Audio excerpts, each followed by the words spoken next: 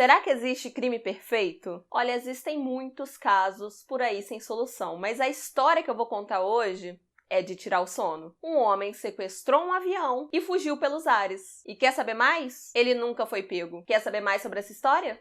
Vem comigo! Oi, eu sou a Cibele e sejam bem-vindos à Terra do Medo! Antes da gente ir para esse caso misterioso, já se inscreve no canal e deixa o like aqui embaixo logo no comecinho porque ajuda muito. E se você quiser ativar o sininho, melhor ainda, porque aí você fica sabendo de tudo quanto é vídeo que sair. Para complementar, você pode seguir a gente nas redes sociais, eu no @CibeleFala e o Vitor no @EuVitorSobral. Porque é pelo Instagram que a gente vai conversando, vocês podem mandar sugestão por lá também, e lá que a gente avisa novidades e etc. Segue a gente por lá. Vamos então para o caso de hoje? No dia 24 de novembro de 1971, um homem que se apresentou como Dan Cooper pagou uma passagem para o voo Northwest Orient Airlines no Aeroporto Internacional de Portland. E o destino desse voo era Seattle. E essa, gente, era uma viagem bem rapidinha, coisa de 30 minutinhos, 40 minutinhos, o voo chegava ao seu destino. Esse homem tinha por volta ali dos seus 40 anos de idade, 1,80 m, ele estava vestindo um terno, ele estava carregando uma pasta, tipo essas pastas que empresários importantes usam em filme, sabe? Que é tipo uma maletinha preta. Aí ele entrou no voo tranquilamente, ele sentou na parte de trás ali dos passageiros, pediu uma bebida, acendeu um cigarro, e ficou de boa. Show, top, nada demais. Até aí, uma história normal de um empresário que tá indo em algum lugar, resolveu alguma coisa. Não. É aí que essa história começa. E é aí que ela fica doida. Acho importante já deixar claro que Dan Cooper não é o nome de verdade desse homem, mas é assim que a gente vai se referir a ele a partir daqui, nessa história. O homem entregou um bilhetinho, um papelzinho dobrado, para uma comissária de bordo que estava ali perto dele. Ela pegou o papelzinho e guardou na bolsa dela, porque ela pensou assim, deve ser alguma cantada, ou é um número de telefone, às vezes ele queria trocar uma ideia comigo. E ela guardou tranquilamente e seguiu o voo. Porém, o homem chegou pra ela, baixinho, sussurrou assim, se eu fosse você, olhava o bilhete, eu tenho uma bomba. Acho que isso acabou persuadindo ela a olhar o bilhete, né? Exatamente, ela olhou, ela viu que realmente estava escrito que ele tinha uma bomba e ele mandou ela sentar do lado dele. Nisso que ela sentou, ela pediu discretamente pra ver a bomba, pra garantir também que não era um cara simplesmente jogando um verde pra colher maduro. Ela queria ver se realmente tinha uma bomba ali pra ver se ele tinha intenção e condição de explodir o avião de qualquer maneira. Aí o homem abriu a pastinha e ela conseguiu ver 8 cilindros vermelhos, 4 em cima de 4, assim, ligados a um fio que ligava a uma bateria. Então ela pensou, provavelmente é uma bomba mesmo. Quando ele fechou a mala, ele começou a dar a lista de exigências dele. Ele queria $200 mil, tudo em nota de $20. Ele queria 4 paraquedas e um caminhão cheio de combustível esperando o voo em Seattle para poder abastecer mesmo o avião quando eles chegassem. Convertendo esse pequeno valor de $200 mil que ele tinha pedido para o início do século XXI, lembrando que a gente está falando de um caso que aconteceu em 1971, esse valor equivaleria a mais de R$1.200.000 de dinheiros. É um valor considerável. A comissária de bordo foi lá linda até a cabine do piloto para avisar que o voo estava sendo um pouco sequestrado. Acho importante avisar para o piloto. O piloto William A. Scott, ele avisou ao controle de tráfego de Seattle da situação, do que estava acontecendo. E aí, o aeroporto avisou para a polícia local e para o FBI. Não sei se vocês lembram, mas era um voo comercial. E se era um voo comercial, tinham outros passageiros ali que não tinham noção do que estava acontecendo. Para não desesperar os outros 35 passageiros, o piloto avisou que a aterrissagem ia demorar por conta de problemas técnicos. Os tais problemas técnicos eram, no caso, o sequestro do avião mesmo. O presidente da Northwest Orient deu autorização para pagar o resgate e deu orientação também para todo mundo seguir exatamente a risca que esse homem estivesse pedindo. Até porque tinha gente lá, né? Seria um pouco perigoso se o avião estourasse. Estourasse é ótimo, se ele explodisse, no caso.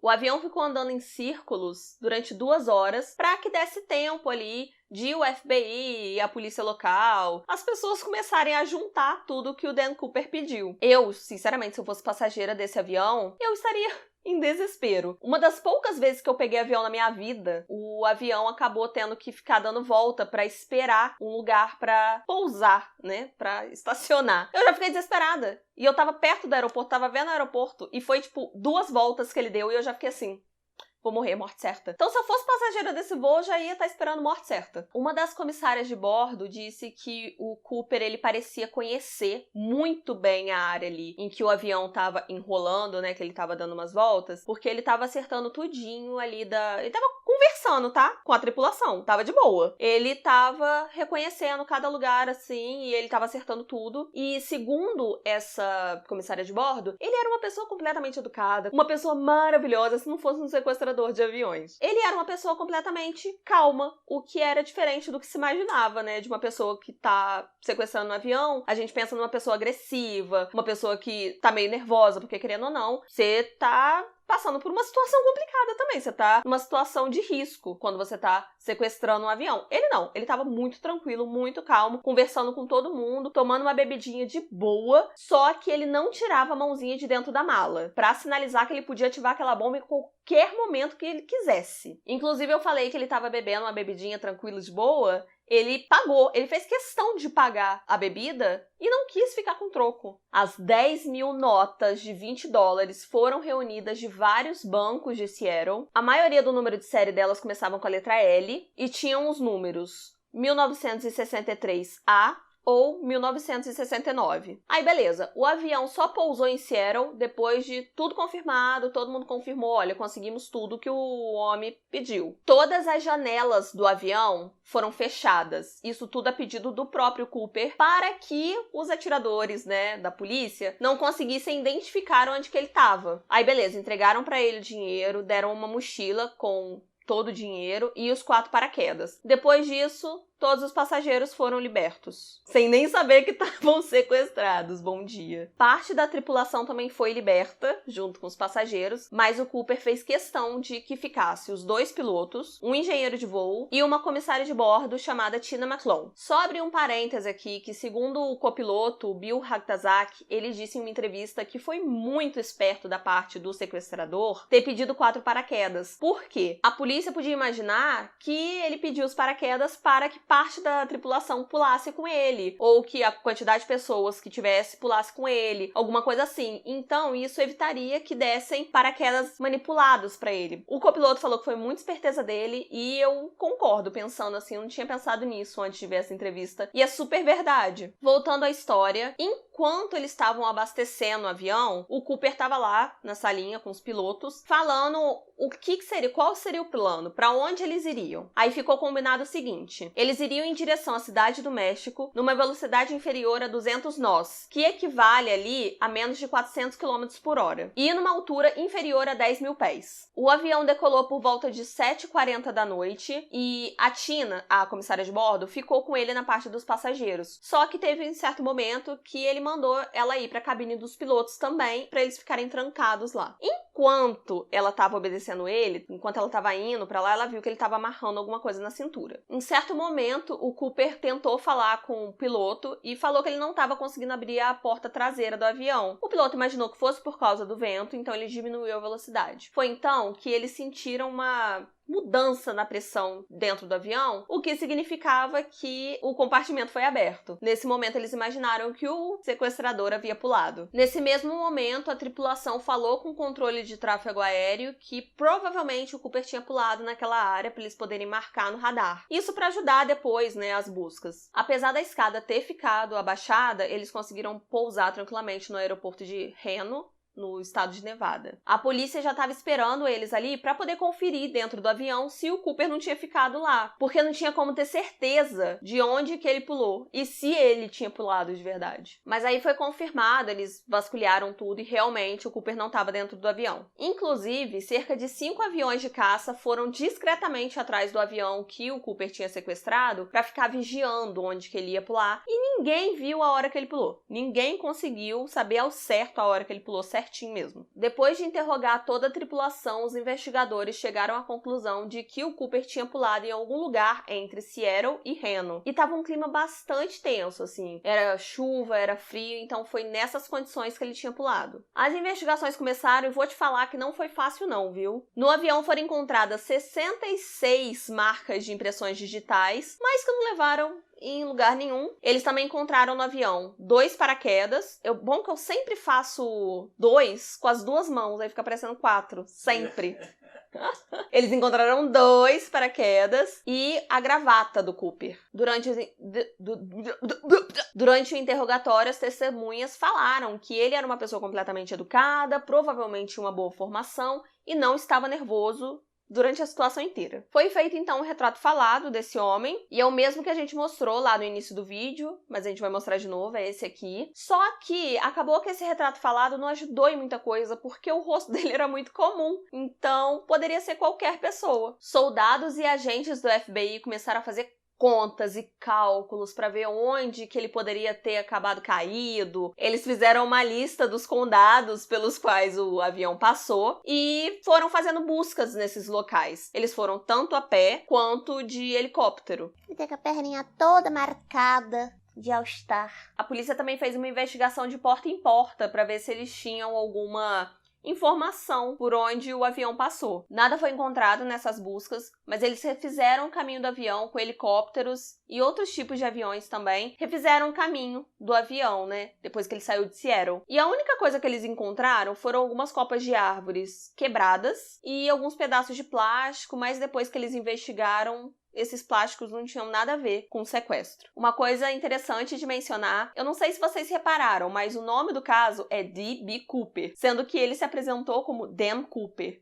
Então, como é que chegou a esse nome? É porque, na verdade, um cara que tinha as iniciais D.B. Cooper, ele foi encontrado com uma ficha na polícia e ele foi investigado para ver se era ele e tudo mais. Ele foi inocentado, não era ele. Só que os jornalistas acabaram publicando como se o nome do sequestrador fosse D.B. Cooper e acabou pegando. E até hoje, D.B. Cooper, o caso é D.B. Cooper por causa desse erro. A investigação estava difícil, estava complicada, não estava fácil, mas eles ainda tinham uma esperança, que era o dinheiro. Afinal, eles tinham, né, um número de série e tudo mais, e eles entregaram uma lista com todos os números de série das notas em cassinos, hipódromos. Hipódromos é onde tem corrida de cavalo. Em instituições financeiras. Isso tudo para que, se essas notas passassem por lá, eles conseguissem reconhecer. A polícia, então, resolveu divulgar, certo dia, na grande mídia, essa lista com todos os números de série, e falaram que estavam dando uma recompensa de $1.000 para a primeira pessoa que levasse uma nota verdadeira com esse número de série. Claro que apareceu várias pessoas lá, né? Mas nenhuma nota era verdadeira. 7 anos depois do sequestro, em 1978, um caçador encontrou no meio de uma floresta um manual de como abrir uma porta traseira de um Boeing 727, que no caso era o modelo do avião que foi sequestrado. Ótimo, maravilhoso, uma pista concreta, ótimo, mas não levou a nada também. 2 anos depois, em 1980, um menininho de 8 anos acabou encontrando, enquanto ele estava acampando numa floresta com a família, ele encontrou, meio enterrado assim na beira de um rio, 3 pacotes de dinheiro. 2 desses pacotes tinham 100 notas de $20 e um desses pacotes tinham 90 notas de $20. Essas notas estavam muito desgastadas, muito mesmo, mas depois de algumas análises, o FBI confirmou que eram sim notas do sequestro. Essas até então eram as únicas evidências ligadas ao caso de B. Cooper. Até que no ano de 2000, conseguiram encontrar DNA na gravata, né, que ele esqueceu, que ele deixou lá no avião. Só que os resultados foram inconclusivos. Em 8 de julho de 2016, o FBI anunciou que estavam encerrando as investigações do caso de B. Cooper. Isso porque eles precisavam dedicar mais tempo e dinheiro a casos que tinham mais possibilidade de serem resolvidos, né? Porque também, gente, 45 anos de investigação e nenhuma pista concreta foi encontrada. Como em vários crimes que a gente vê por aí, várias pessoas confessaram o crime, falaram assim, fui eu. Porém, mentira, gente, não tinha como incriminar essas pessoas. Alguns investigadores do FBI acreditam que o D.B. Cooper morreu na hora que ele pulou do avião. Até porque, eu falei lá no início do vídeo, tava muito frio, tava chovendo, então as condições não estavam lá das melhores para ele. Só que não acharam nenhum corpo. Então, não sei. Apesar de terem vários suspeitos, não se sabe até hoje quem foi o sequestrador do avião. Como todo o plano do Dan Cooper deu certo, claro que outros otários quiseram repetir a dose, empreitada, mas não deu certo. Ninguém conseguiu repetir com perfeição, inclusive alguns até morreram tentando. Fora que, depois desse acontecido, foi exigido que em todo o Boeing 727 fosse colocada uma trava para que não conseguissem abrir a porta traseira tão facilmente. Uma curiosidade bem bacana sobre o caso é que Dan Cooper é uma história em quadrinhos belga criada em 1950. Ela fez bastante sucesso ali no Canadá e na Europa. E a história em quadrinhos é sobre um piloto da Força Aérea canadense. Essa história é muito misteriosa. Eu, sinceramente, não acho que ele morreu na queda. Eu acho que ele sobreviveu, conseguiu trocar as notas de alguma forma e conseguiu viver a vida dele aproveitando o dinheiro que ele conseguiu nesse sequestro. Mas e você? O que você acha? Eu quero saber. Me conta aqui nos comentários o que você acha que aconteceu com o Dan Cooper. Ele morreu? Ele conseguiu se safar? Quero saber a opinião de vocês. Essa foi a história de hoje. Eu vejo vocês na terça-feira que vem. Então, até o próximo vídeo. Tchau!